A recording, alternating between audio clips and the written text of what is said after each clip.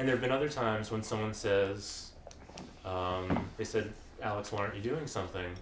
I want this result. I want to give tours to people. And someone else says, well, are you giving tours? And they say no. And they say, why not? And they say, oh, I just haven't yet. And it's like, okay, so that crisis resolved. It's not the issue. Another member was smart enough to say, well, what are you doing about it? In a really friendly way. And I like saying everyone's worthy of love and belonging. There's a book by a woman, Brene Brown. She talks about shame. And I think a lot of policies that we don't like in the world come out of a place of shame. And she talks about vulnerability moving us from shame to wholeheartedness or feeling worthy. And basically, one of my jobs, day-to-day running collective agency, I saw my main role as reassuring people that it was good for them to be here. And so sometimes I would say, it's good to have you here, as a greeting. And I meant it. It was great to see them. It's good to see you. And so much in business school, which I think is bad, is that there's a focus on planning and not enough on, okay, you're going to do the work. And I'm also making that same mistake here because we're talking ideas, but then when you actually do the work, it's good to picture what are you going to do day to day, write out how much time you think you'll spend. And if you're leaving out sales or you don't want to do sales, you got to get someone. You got to get 100 people to do sales like I had a collective agency. Literally. 50 people the first month, 150 the next month, and then it went way down because people thought it was doing well. You got to get people doing stuff you don't want to do. If making sure that money is coming in, if you don't want to do that or won't do it, you got to get someone to do it. And there's people in this room who have the skills that you don't have. And there's people not in this room. So that's governance. You delegate, and you write down who does what, and you write down what you won't do. So I was not going to get sales.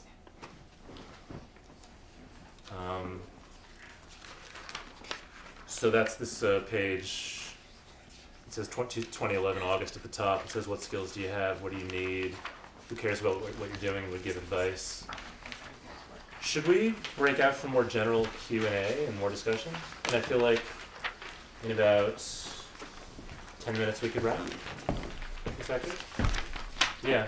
So if we just wrapping up, so to move forward, what's good?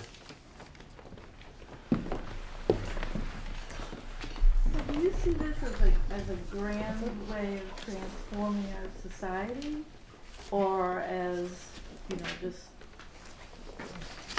a segment of society will be living, in this way within a larger screwed up society? Yeah, there's a lot of great event series where you can hear people talk about what they've done.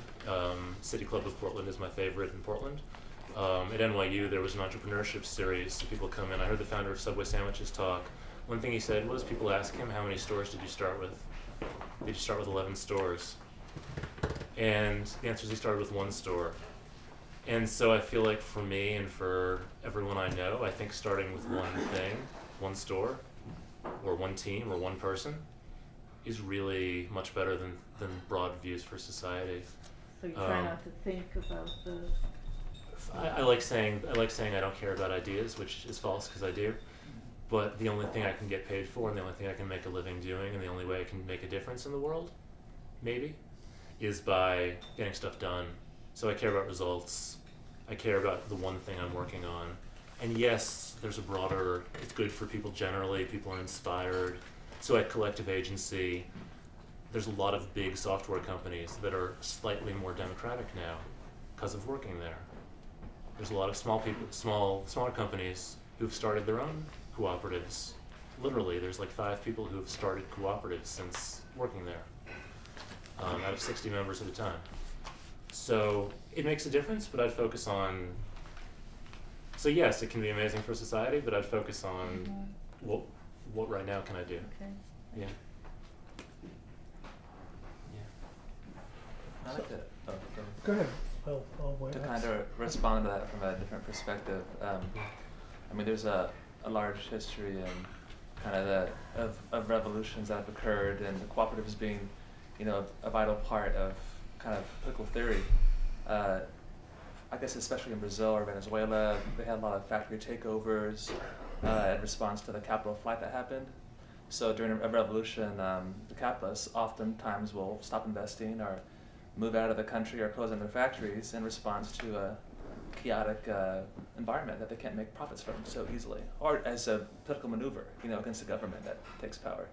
So you saw it in Venezuela, you saw it in Argentina and Brazil on different levels.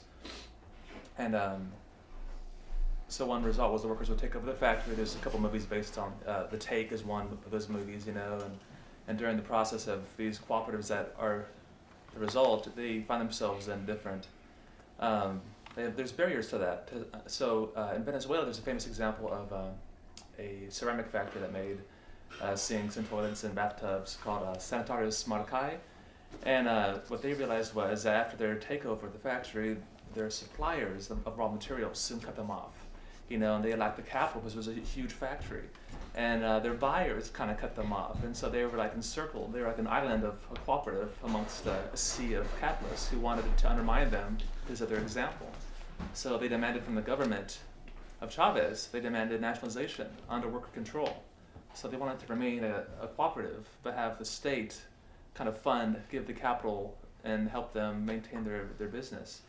So that's just one example of a barrier to using cooperatives as a social transformative sense. And right now in Cuba, what's fascinating is the government is taking away state control over lots of different industries and moving towards a mass cooperative example. That's very new and it's not implemented yet, but that's kind of the government's goals. And this might be the first time where you have such a vast economy that will be run by cooperatives. So it'll be interesting to see what happens in Cuba if, in fact, it is implemented as a cooperative-based economy as opposed to a state-run economy, and what the different. So are these top-down cooperatives? Well, no, that's the thing, is that under the Cuban government, it was top-down government kind of structure, and so the idea is to release some burden of the state, but also to increase worker. Are they managing the transition? Well, so much is brand new that there's not a lot of detail yet. I can send an article or two over the listserv. I discovered this like 2 days ago, so I've read a bunch about it in the last 2 days about Cuba, but a lot of it's like unknown right now. So. Yeah, I think that would be very interesting because I tend to also see things that, I think it's good to have that sort of coherent vision of where you would like your community or even your society to go. Not that especially if you're going to get there cooperatively, obviously no one's going to hopefully be dictating any of this stuff. But I also agree with Alex that, at some place you have to start with what you can do now. But being aware of your surroundings, being aware of what's going on, what the potential is, what the possibilities are, but then starting with where you're at and working towards that, and then being flexible enough to know that nobody's going to have this grand vision that's going to work out exactly like that hallucination you may have. It's always going to turn out differently, however it turns out. But having some sort of understanding of we can be more than just these atomized people that are marketed to, that we can have a kind of a vision or an understanding of what we want to be as a society, and then seeing if that can be manifested, if we can make that happen.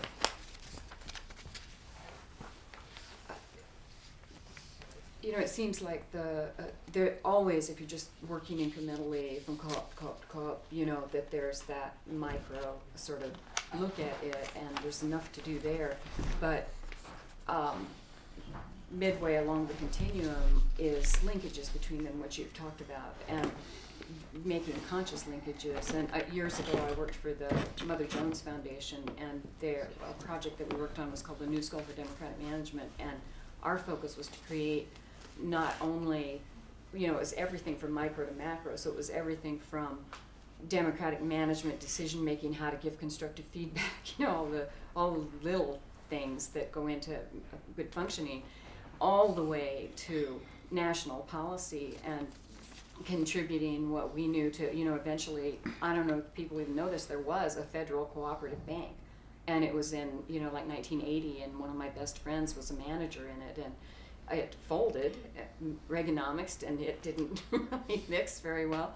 But one of the main gurus of all that, Garl Prowitz, is still alive and kicking and writing terrific books, and he's just written a book on economic democracy, which is sort of the context within which cooperatives and collectives would thrive, because it's a different economic model. And you can do it from the neighborhood scale, which we did in Eugene with something called the Whitaker Community Economic Development Corporation, or on the national scale that our Prowitz is talking about. And the name of the book, if you want to look at it, because it's supposedly, I haven't read it yet, I've only read reviews about it because it just came out, but it's called What Do We Do Next? And it's very, reportedly very straightforward, and it starts with the whole notion of where is our economy now, and what do we really need to be resilient given all these interlocking collapses that are going to happen.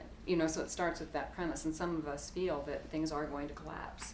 So, that not only do you want your own cooperative to survive, but there's also that question of context, and that's really the more interesting part to me, is the economic democracy as the support for cooperatives and collectives. Yeah, and I think if the business that you want to be involved in is statewide or at whatever level.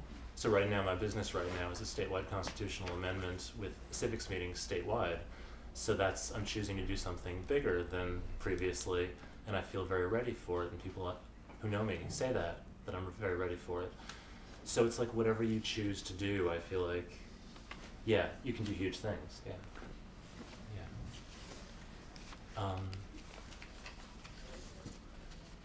Yeah, I'd love to pass, if you'd like to sign up for, I guess, more updates from me, I'd love to pass a sheet around. You could write your name and email, that'd be great, if you want to. A sheet already came around. Yeah, we have. Oh, really? Yeah, Oh. we did a sign-up sheet, so Excellent. if all of you signed up on that, then we already have it. Okay, great. Should we break out and do mingling? I think that's great because afterwards people can just talk to people and... Absolutely. Great, That's what thank you. we're- Thank you so much. And eat. Well, what about your email? Right. I think they're gonna